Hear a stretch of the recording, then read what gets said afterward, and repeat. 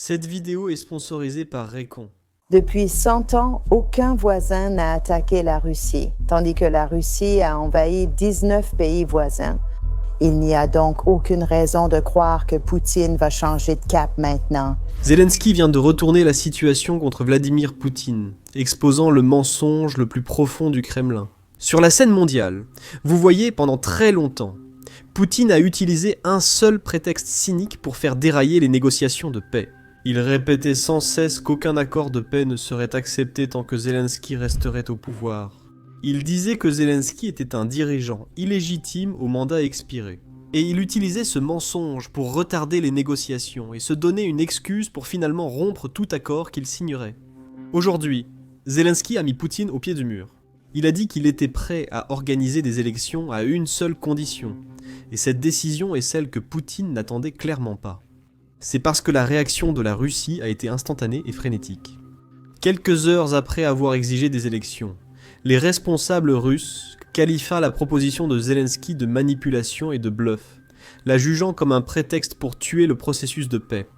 Cela signifie que Poutine a été démasqué, il ne veut pas vraiment d'élection, il veut seulement une reddition forcée.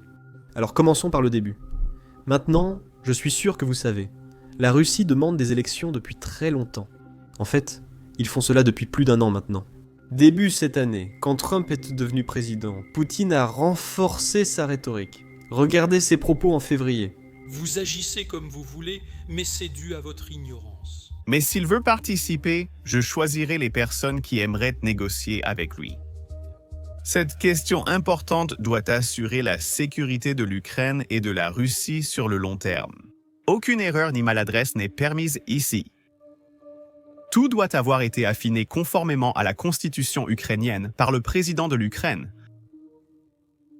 Même en temps de guerre, il n'avait le droit de négocier avec personne d'autre, sauf Zelensky lui-même. Mais lui seul n'a pas le droit de prolonger ses pouvoirs. Seul l'organe représentatif du pouvoir, seule la Rada a le droit de prolonger ses pouvoirs, c'est-à-dire le Parlement de l'Ukraine. Voulez-vous avec, mais seulement de votre propre. En tant que quelqu'un qui travaille toute la journée sur son ordinateur pour vous apporter ses analyses approfondies, je dois examiner des tonnes de vidéos et assister à beaucoup de longues réunions. À cause de cela, je devais porter tout le temps ces gros écouteurs lourds. Au bout d'un moment, ceci me donnait de gros maux de tête, donc je cherchais vraiment d'autres options en ligne qui seraient légères et offriraient quand même une bonne qualité sonore.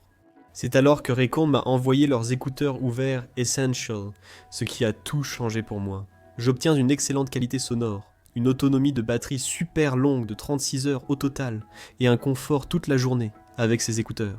Vous voyez, ils ont en fait ce design ouvert qui est tellement aéré que parfois j'oublie même que je les porte. Encore mieux, je le connecte à tous mes appareils, il bascule sans interruption. Donc si je veux aller à la salle de sport, je peux simplement le connecter à mon téléphone, puis le remettre sur mon ordinateur quand je veux travailler. Voici le meilleur. Tu obtiens la même qualité sonore haut de gamme que les grandes marques, mais littéralement à moitié prix.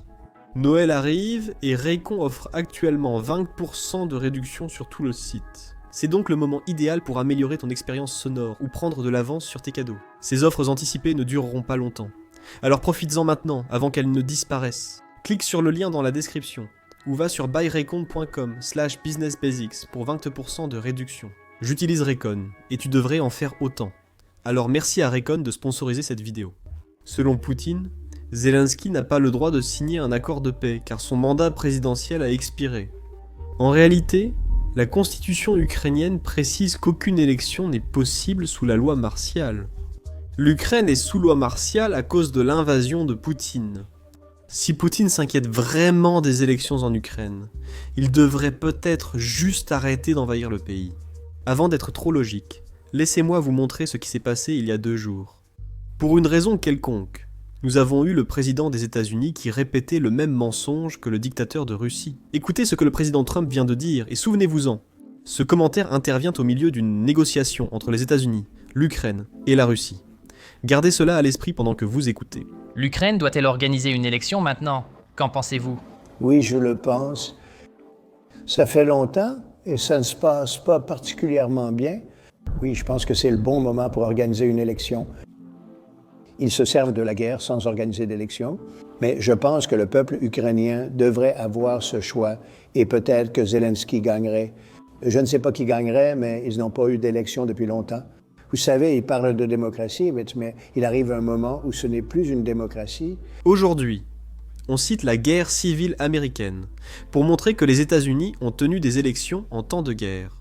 Mais rappelons-nous que c'était en 1964 et que les guerres se menaient d'une manière très différente de celle d'aujourd'hui. L'un des exemples les plus récents est en fait le Royaume-Uni, qui a reporté les élections à cause de la Seconde Guerre mondiale, car l'Allemagne bombardait le Royaume-Uni.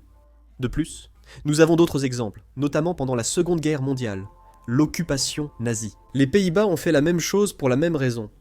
Si l'on examine l'histoire récente, on constate que pendant la guerre, les pays démocratiques reportent constitutionnellement les élections. C'est exactement ce qui se passe actuellement en Ukraine. Selon la constitution ukrainienne, sous la loi martiale en temps de guerre, le gouvernement ne peut pas organiser d'élections. Et si nous voulons vraiment parler de la protection de la démocratie, regardons la Russie. L'Ukraine a eu 5 présidents différents au cours des 25 dernières années. La Russie en a eu 2. En fait, Poutine était resté au pouvoir comme Premier ministre pendant que Medvedev était président. Et rappelons-nous aussi que Medvedev est un camarade d'université de Poutine. Et il fait tout ce que Poutine veut qu'il fasse. Quand Medvedev a annoncé la fin de son mandat, il a déclaré « Je ne suis pas la bonne personne pour diriger la Russie », remettant littéralement le pouvoir à Poutine. Cela montre tout sur le pouvoir que Poutine détenait durant ce mandat où il n'était pas président. Rappelez-vous, il était encore Premier ministre. N'oublions pas que même les Russes ont compris que ce qui se passait en 2012 n'était pas positif. C'est pourquoi des centaines de milliers de Russes ont manifesté à Moscou et à Saint-Pétersbourg. Probablement. C'était sans doute l'une des plus grandes manifestations récentes en Russie, car les Russes refusaient que Poutine devienne dictateur. En fait, même selon la constitution russe, un président ne pouvait pas avoir plus de 2 mandats. Et devine quoi ? Ceci est un livre que Poutine a publié lorsqu'il se présentait à sa première élection présidentielle. Il faisait campagne pour cela. Dans ce livre, on lui demande s'il changera la constitution russe pour prolonger le mandat présidentiel. Il répond non. Donc en l'an 2000, il dit qu'il ne changera jamais cela. Et seulement 12 ans plus tard, il le change et devient président à vie. En gros, c'est un dictateur de toute façon. Tout cela importe peu, car le président Zelensky était en accord avec Poutine et Trump, a-t-il déclaré. Il organisera des élections. Mais il a juste une condition, alors écoutez bien quelle est cette condition. Moi, c'est l'élection. Regardez, nous avons la loi martiale en Ukraine en ce moment. Sous la loi martiale, les élections ne sont pas organisées. C'est dans notre constitution, ce n'est pas ma décision, c'est la loi. Quant à s'accrocher au pouvoir, je l'ai dit plusieurs fois, je suis prêt à organiser des élections dès que possible. Mais pas lorsque notre peuple meurt, que des régions sont occupées et que la sécurité des électeurs n'est pas assurée. Imaginez organiser une élection alors que des missiles tombent sur les bureaux de vote. Qui y participerait ? Hier, j'ai expliqué qu'avec des garanties de sécurité solides des États-Unis et de l'Union européenne, nous pourrions organiser des élections sous 60 à 90 jours. Ce n'est pas garder le pouvoir, c'est une question de responsabilité. Nous avons d'abord besoin de la paix, ou au moins d'un véritable cessez-le-feu que tout le monde respecte. Sans cela, les élections seraient une farce et tout le monde le sait. La guerre n'est pas un prétexte, mais une réalité imposée. Nous défendons notre démocratie, pas l'inverse.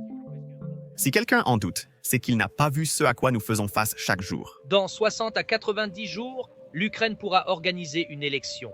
En résumé, Zelensky propose que si Poutine tient aux élections, l'OTAN envoie des troupes en Ukraine pour sécuriser le pays, afin que les Ukrainiens puissent voter en sécurité. Maintenant, pour clarifier, Zelensky n'a pas dit exactement « troupes de l'OTAN ». Il estime que les partenaires occidentaux doivent garantir la sécurité pour permettre aux Ukrainiens de voter, ce qui est juste.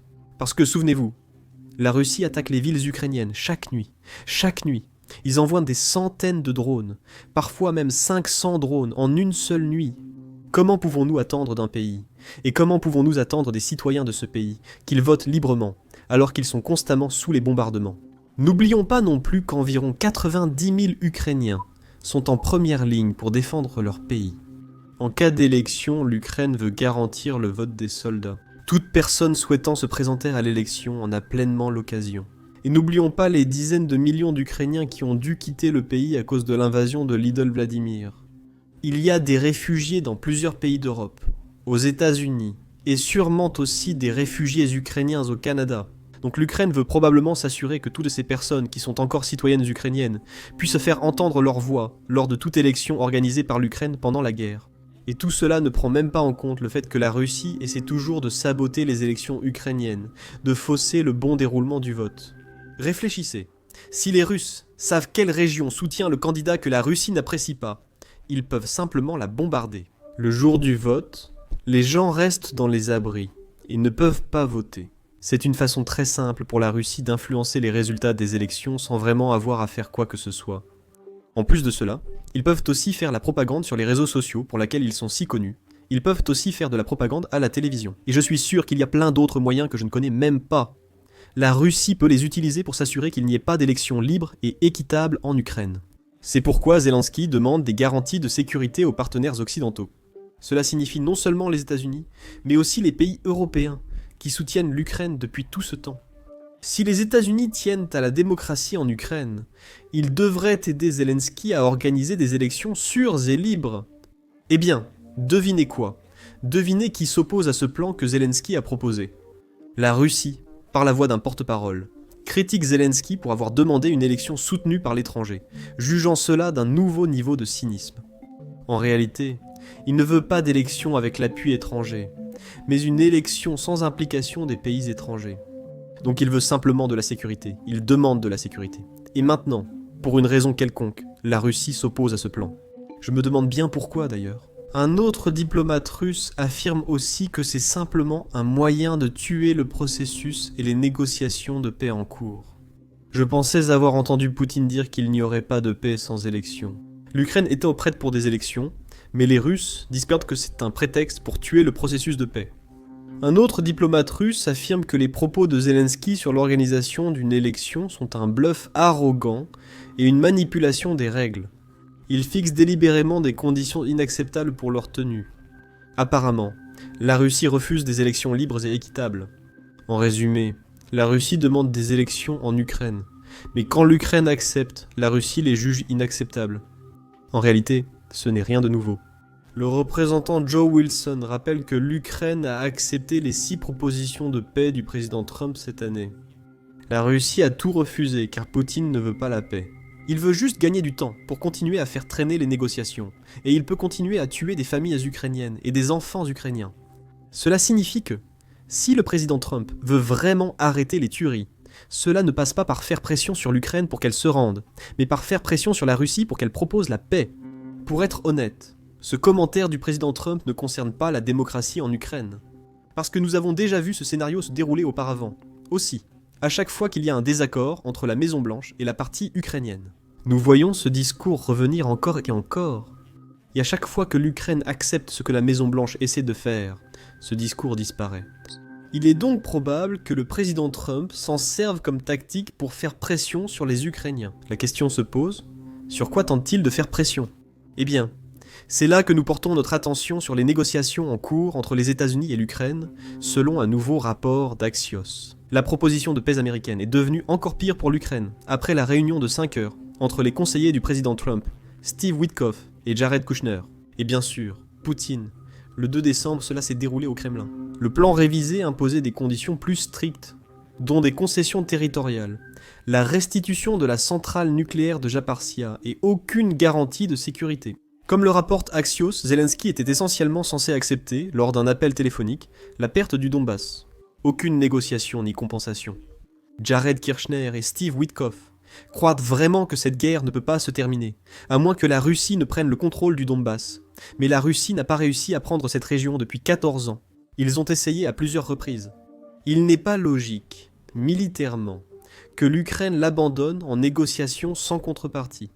Parce que même si la Russie, disons, en prend le contrôle dans les 5 prochaines années, militairement, cela coûtera à Poutine des millions de virus, un prix qu'il ne pourra peut-être pas payer.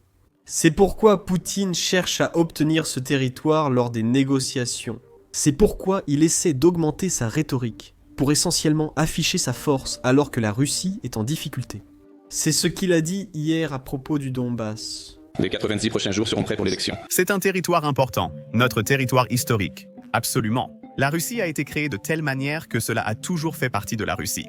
Il n'y a aucun doute là-dessus. C'est tout simplement naturel, un fait historique. Et même lors de la formation, de la fondation de l'Union soviétique, il y a eu un différend. Comme je l'ai déjà mentionné, le Donbass est devenu une partie de la République socialiste fédérative soviétique de Russie, puis Vladimir Ilitch a décidé, comme il l'a dit, c'est une citation directe du document, de changer la décision. Et il a changé la décision, et c'est tout. Le Donbass a été donné à l'Ukraine. C'est comme ça que tout s'est passé. Je ne commenterai pas ce qui s'est passé maintenant. Mais il ne s'agit pas seulement de ça. Il s'agit des gens, des personnes qui n'ont pas accepté le coup d'État en Ukraine en 2014. Et ils ont commencé à se battre contre eux, à se battre avec de l'artillerie, du matériel lourd, des chars et des avions. C'est ainsi que tout a débuté. La guerre a alors éclaté. Nous tentons d'y mettre fin, contraints d'agir par la force. Et bien sûr, nous mènerons cette affaire à sa conclusion logique. Jusqu'à ce que l'objectif de l'opération militaire spéciale soit atteint. Alors, les 90 prochains jours le seront. C'est tout pour moi. Je m'appelle Sam, et si vous n'êtes pas abonné en bas, pensez à le faire. On a besoin d'environ 3000 abonnés pour atteindre 2 millions avant la fin de l'année. C'est notre objectif. Abonnez-vous et à la prochaine vidéo.